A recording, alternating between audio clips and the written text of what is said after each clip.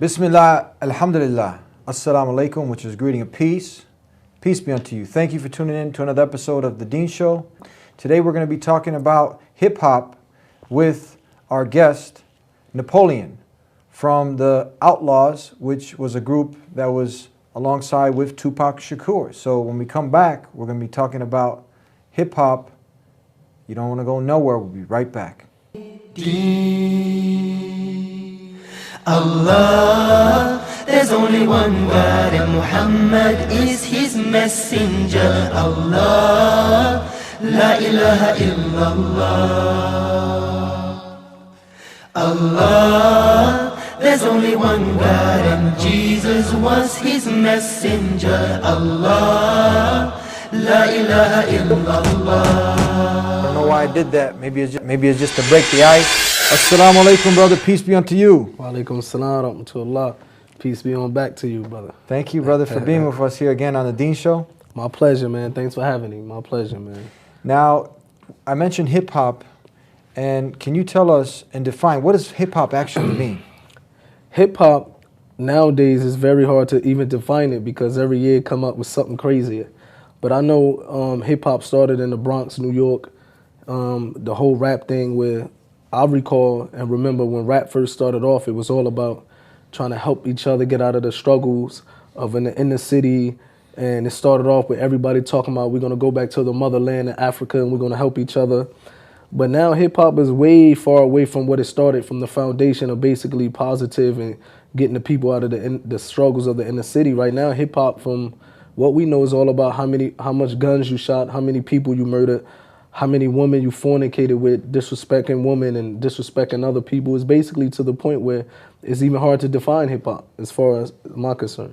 From what you just said here, this is the antithesis, the opposite of Islam, the Islamic Definitely. teachings. So this is something we want to talk about because it's prevalent today that the youth and just people in general, they seem to like this hip-hop. So unfortunately, man, I think the shaitan, he beautified that lifestyle where when a person turn on the television, they see these rappers and it look as if their life is just full of happiness. They see them for a 5-minute video, a bunch of cars, mansions, money, but they don't get to see these people behind the scene that most of the people in the entertainment business, unfortunately, they are some of the most unhappy people on the face of the earth.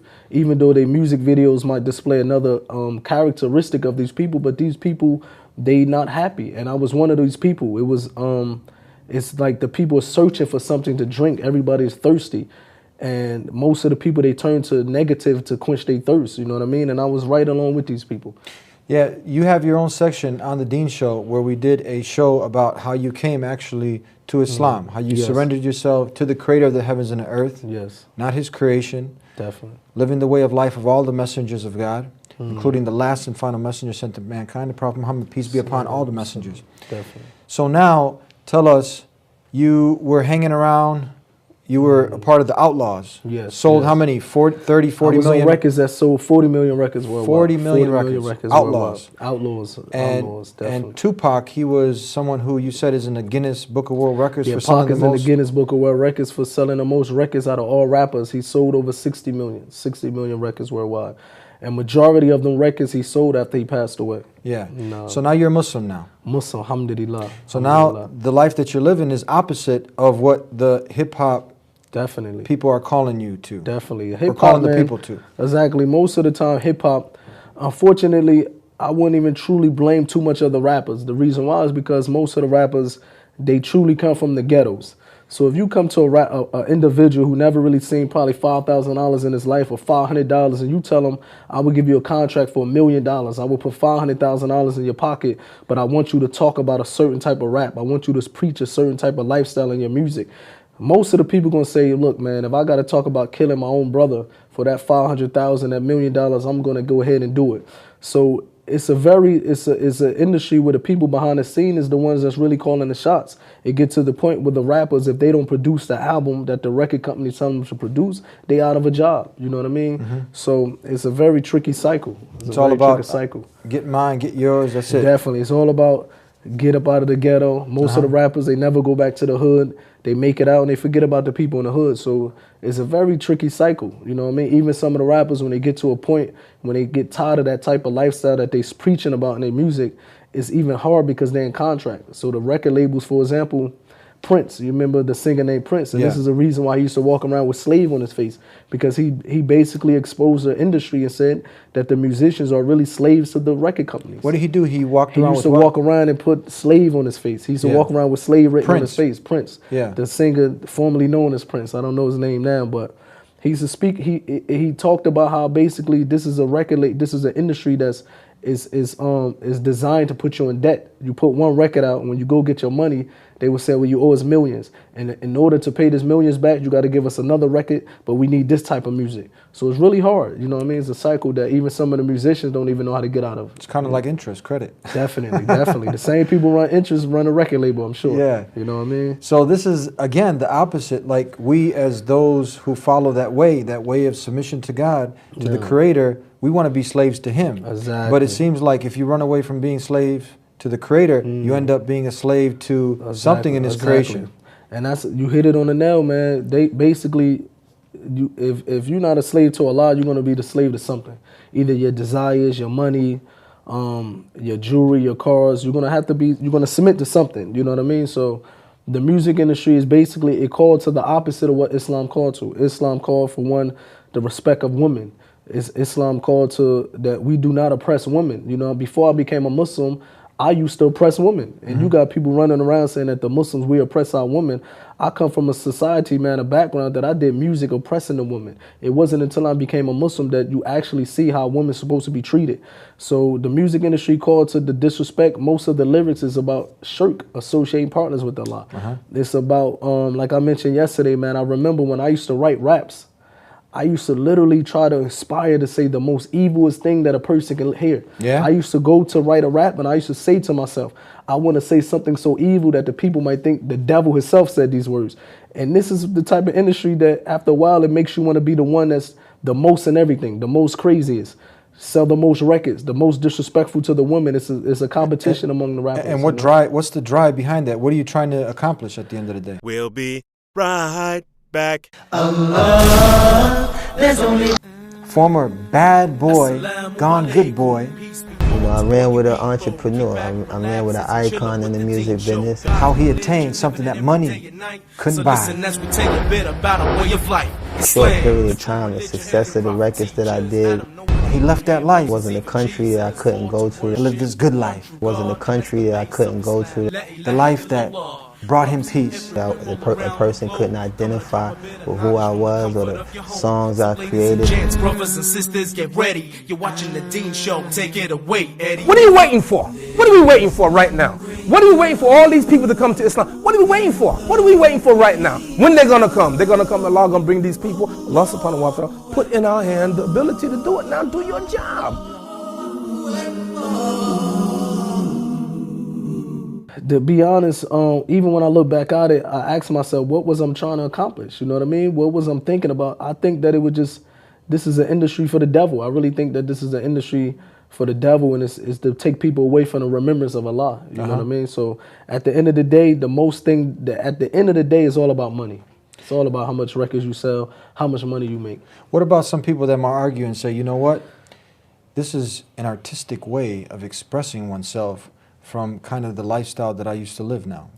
Well, you got people that might say that, and have you heard that? I heard that many a times. You got most of the people that, you got two groups of people that say that. You got the people that's the non-Muslims that say that, where you gotta say, well, maybe they don't have another way. Maybe they think this is the only way. Then you have the Muslims that say the same thing, where we should be ashamed because we get our guidance from the Quran and the Sunnah. And there's no way in our religion that give us the authority to go ahead and use music to spread Islam. If anything, the religion of Islam calls against that. You know what I mean? So I would say to the people that there's other ways to express yourself. You know what I mean? Because most of the rappers, if that's their excuse, that they're expressing the way they live or the society they come from, most of them don't even go to the hood anymore. So why are you still disrespecting women to this day when you never been in the hood? You ain't been back to the hood since you put a record out. You know what I mean? Yeah. So what is your excuse now? So you mentioned, because a lot of the hip hop and a lot of the music nowadays is, like you said, oppressing the woman. Yes. And talking about some of the most evil things, murder, drugs, drinking, fornication. And obviously, if you keep listening to this, you're going to want to act it out. Exactly. You're going to be a slave to this type of stuff. Yeah.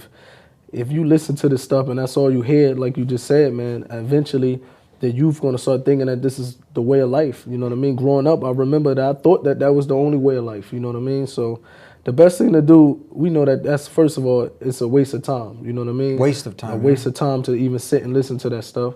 Second of all, especially for the Muslim youth, we should know that we have something better than music. We have the Quran, you know. So if you want to listen to something to soothe your soul, what better way to soothe your soul than the Quran? Listening to the Quran, you know what I mean? So tell us, Napoleon from the Outlaws, former member of the Outlaws, that is a group made up by Tupac Shakur. Yes. Selling millions of records, living that fast life, the dream that some people are trying to acquire, where you got out of it. Was it difficult? Was it difficult to leave this lifestyle? No doubt about it. Definitely. Definitely. It was one of the hardest things that I had to face because all I knew was music. You know what I mean? This was my life. Since I was a child, this is the only thing that I knew how to do. I'm a high school dropout. So I dropped out of high school to go pursue my career in the music industry, and I started to make money from this business. So when I became Muslim and I started to know and read about, and the brothers was bringing me proof from the Quran and the Sunnah that what I'm doing is wrong, eventually I had to get away from it, and it was very hard. You know what I mean? It was hard because, one, I was getting, the devil would whisper to me and make me start thinking, well, how am I going to provide for myself? I'm a high school dropout. This is the only way I know how to make my money. Second of all, it was just very hard because it was an addictive lifestyle. So for me to walk away from something that I thought was the only way of life and to find out the way I was living was wrong, it was definitely hard. How were you waking up in the morning? I know a lot of people who just set their alarm clock and hip hop in the morning, in the afternoon. You got to burn your favorite CD, and you're bumping with the 12s in the car all day, all night. Yeah, subhanAllah. That was life. It was my life. Literally, music was my life. You know what I mean? Everything revolved around music. The way it was my breakfast, it was my lunch, it was my dinner. So when I became Muslim, it was one of the things that I had to ask myself, okay, this is the truth. This is the religion from the creator of the heavens and the earth. This is falsehood. On this side, this is music, this is falsehood. What side do I rather be on? And I knew at this point in my life, there was no doubt about it that I knew what Allah says in the Quran was the truth. No doubt about it. So it was one of them things that I had to make a decision, you know? Tell us now, because some people who obviously are engrossed in this, they might say, man, you know what, this is a little extreme, you know? What's wrong with music? It makes me feel good. Now, let's rationalize this from just a rational perspective. For any person with some common sense, you could talk about like the good things that Islam was calling you to and the opposite of what this music, hip-hop, was calling you to. You might hear some people that might say it's extreme, but one, as a Muslim, we try to live our life to the best of our ability according to what Allah, His Messenger, tell us. And the Prophet ﷺ, he said, anything that will bring us closer to that or lead us to the hellfire, he warned us against it. And anything that will guide us to paradise, he told us about it, how to achieve it. So, for example, let's talk about it from a non-Islamic point of view perspective, where you have non-Muslims that did a study on musical instruments. And even non-Muslims recently said that the musical instruments affect the person's body physically. They said that there's certain musical sounds you can listen to that can actually make your heart skip a beat and you can catch a heart attack. They said there's certain musical sounds that you can listen to that can produce some type of anger inside of you. And they said there's certain musical sounds that you can listen to that even lead to depression. And they said, for example, a lot of the rock and roll, that type of music, they did a study and noticed that a lot of people that listen to that music end up being has suicidal tendencies or they get depressed. So if Allah's in the Messenger told us over 1,400 years ago to stay away from this, then we know it's only good for us. It's not to harm us. It's not to make our life hard, or difficult. It's only to make it easy for us, you know? And it's a true story that they just did a study recently, a lady that catch seizures. She falls out and catch fits. So when they play certain music records for her, she's normal. But every time she listens to one record, she catches a seizure and fall out. So now the doctors are saying that this is something in the musical instrument that's harming her physically to make her fall out and catch a fit. So we know that the musical instruments can affect you in a way that, in a negative way, you know what I mean? Then you got some people that say, well, what about some of the musical instruments that we know, like Beethoven and all these people that you listen to and it make you feel good? We know that Allah says in the Quran about alcohol, he said that even though you might find some benefit in it, but the evil of drinking alcohol outweighs the good, so it's best to stay away from it. So you got some people that might say, well, there's some good in it, but everybody know that the evil of music outweighs the good. It's too many stories where you don't really hear an incident where a person say, I listened to music today and actually really did something positive because of listening to music. Were the people now that you are working for, the owners of the record labels, did they really care for the well-being of humanity? Of course not, man. The main thing is about making some money. The main thing, the people behind the scenes, they don't really care what's going on. As long as you're going to sell some records, you're going to bring them some millions or billions of dollars. They don't care if you do a record talking about killing your own mother. For instance, Eminem came out with a record. He killed his mother in the record, buried her and everything in the record, and the record label produced this and promoted this type of stuff. So it lets you know that they doesn't care about the well-being of the musicians or the people that's listening to the music. That's crazy stuff. Yeah, it's a crazy industry. And people are buying this. And people buying it. People buying it. His own mother tried to sue him. And because she looked at it like it wasn't entertainment. She said, how can my son do a record talking about killing me and burying me? But the record label produced it and they promoted it. So So obviously this is not going to have a good influence on our youth or even the adults. Definitely. How about 50 Cent now? You mentioned something about him not drinking and not smoking. 50 Cent mentioned that he doesn't smoke marijuana. You know what I mean? He's smart enough to know that this stuff is bad for you and it'll harm you. But unfortunately, you got the youth that they would listen to 50 Cent and they would actually try to go get high by listening to his music, and they would actually go pack a gun if they listen to a certain rapper. One of the things that the kids need to know that, man, this is entertainment. These rappers are putting out these records talking about drive-bys. These people don't even go back in the hood anymore. 99% of them don't even go to the hood. They can't go to the hood. So it's an entertainment that the kids, they listen to these people, and it's something that they have to use their common sense. You know, you should tell yourself, how come, for example, 50 Cent's talking about all this gangster stuff, but he got the biggest house on the East Coast of America. Actually, obviously, he's not in the hood anymore. You know what I mean? So what's your now suggestion? I mean, because obviously this takes over a person's life. Definitely. I mean, you got to get the newest record that came out. You got to watch the MTV videos of all the rappers. You got his picture on the wall. I mean, how can you? What advice can you give to somebody? My advice is basically, man, that we don't take these people as our role models. And as for the Muslim youth, this is sad because we have role models from the Prophet sallallahu alaihi wasallam and his Sahabas. These are the people we take as our role models. These are the people that we should look up to and want to be like and try to implement how they live their life. But we shouldn't look up to people that have no guidance. You know what I mean? May Allah guide these people to Islam. These people that when they want to go feel good, they have to get high, have to go get drunk just to face reality of their life. When I was in the music industry, man, I was afraid to be sober just because I know that the way I was living my life wasn't correct. And most of these rappers are the same way, man. They're not happy. So why is our kids looking up to people that don't have guidance? You know what I mean? So it's very important that the Muslim youth, they should know who our role models are. And we do have role models. You got the Muslim youth running around saying that we don't have enough role models. We have role models. Just because we don't see them on television doesn't mean we don't have role models. The Prophet sallallahu alaihi wasallam is the best example. This is what Allah says. You know what I mean? This is the best example for us to follow, inshallah. Yeah. So now you're away from that lifestyle. How is your life now? How do you feel? My life now, alhamdulillah, the best. You know what I mean? Never been more happier, more easygoing. This is the life, you know what I mean? Yeah. This is the true life. When you follow the religion that the Creator sent down to us, life become easy. And even if it do get hard, we do remind ourselves that, look, man, I'm on a religion of the Creator of the heavens and the earth. If it get hard, so what? I have a chance to die and go to Jannah, inshallah. So, alhamdulillah. Now, when you said alhamdulillah, for all a praise non-Muslim, due to Allah. Okay. All praise due to God. And so the people can understand who are not Muslim, and we all want praise them to, due to God. That's Tell us, because some of the people think that religion is something, it's for the monks, it's for the people who are kind of weird or something. It's not something that's, I got time, maybe when I get 40, 50, I'll turn my life around. What do you think about this thinking? One, that we never know when we're going to die. You know what I mean? Every single one of us have to taste death. Allah says that in the Quran, that every soul shall taste death. And one, Allah, He's our Creator. He knows what's best for us. If He the one who created us, He know what life is best for us. So He is so merciful that Allah, instead of just creating us, putting us on earth and tell us to live life the way we want to live life and figure out how to be guided, Allah is so merciful that He sent us prophets and messengers to teach us how we should live our life. And what better person, or what better way to live our life according to the person that created us? He knows what's best for us.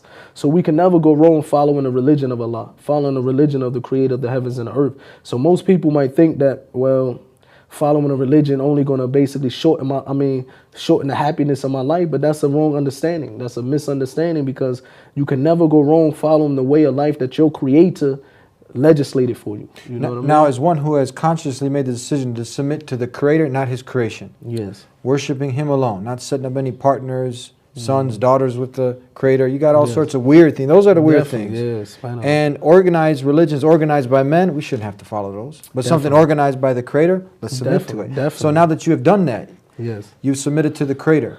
Yes. Tell us, I mean, for the youth now who think that way of life is cool, I think this is the coolest thing.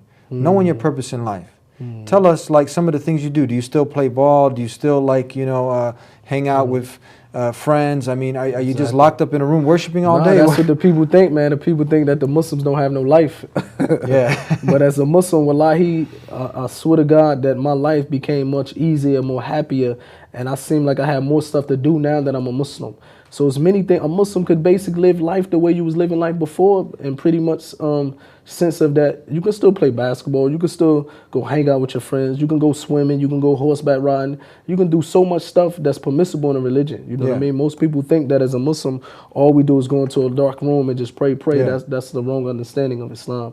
Yeah. So instead of worshiping one of God's messengers, Muhammad, Jesus, you're worshiping the one who created them. We worship the one who created them and sent them to us. Definitely. And instead of drinking alcohol, you drink fruit juice. Yeah, I drink Zamzam water.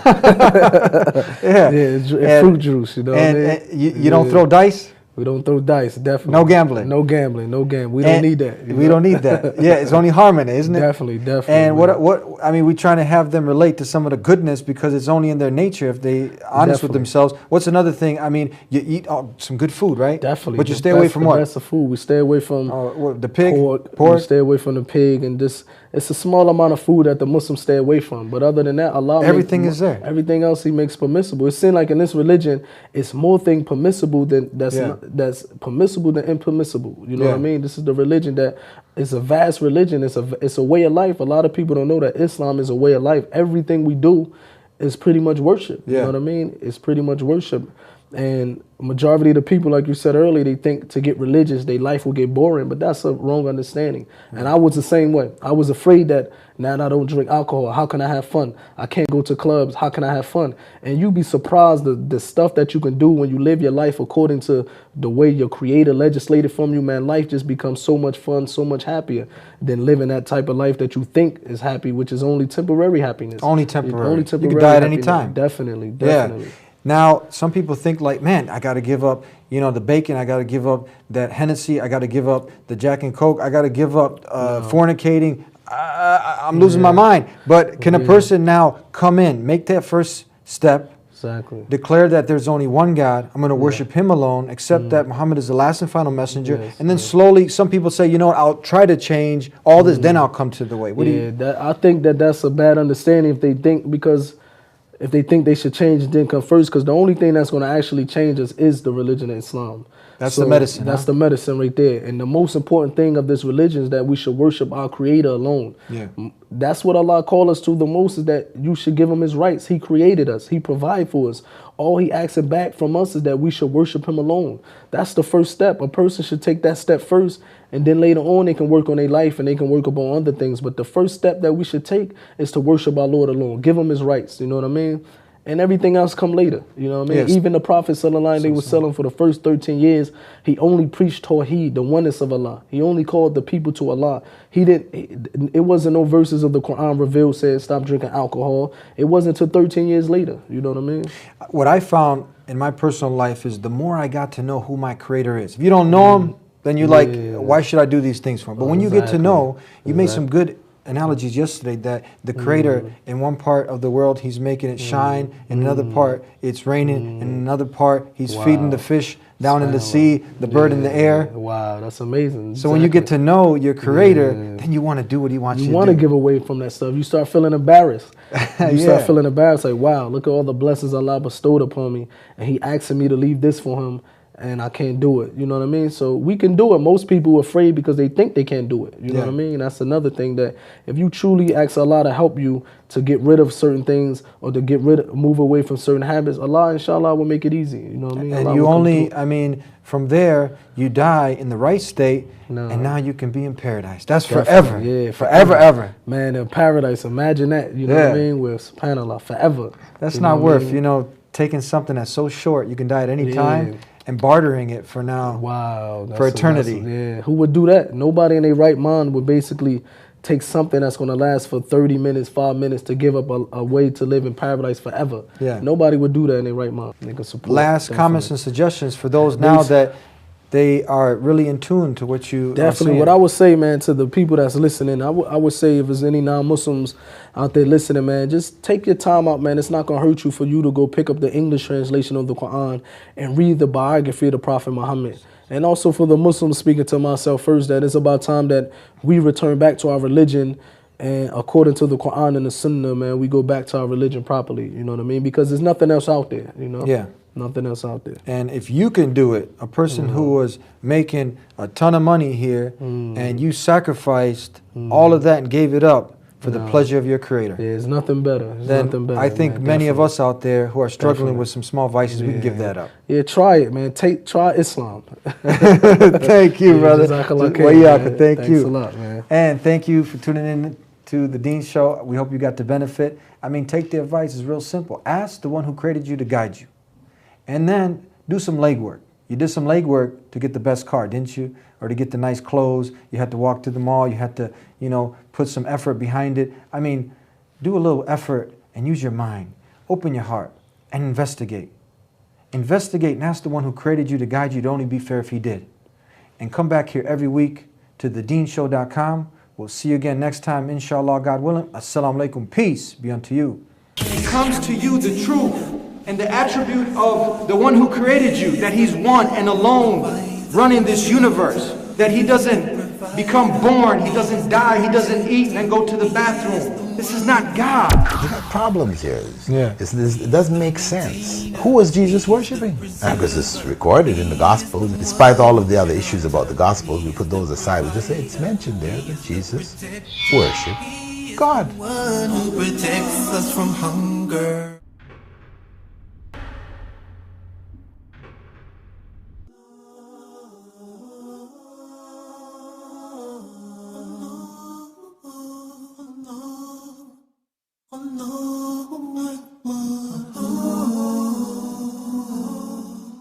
He created the universe. To him belong the heavens and the earth. The ever-living, he is the first. He's the owner of mercy. He sent his messengers to warn his creatures of the grave dangers of worshiping other than Allah. There is none greater than the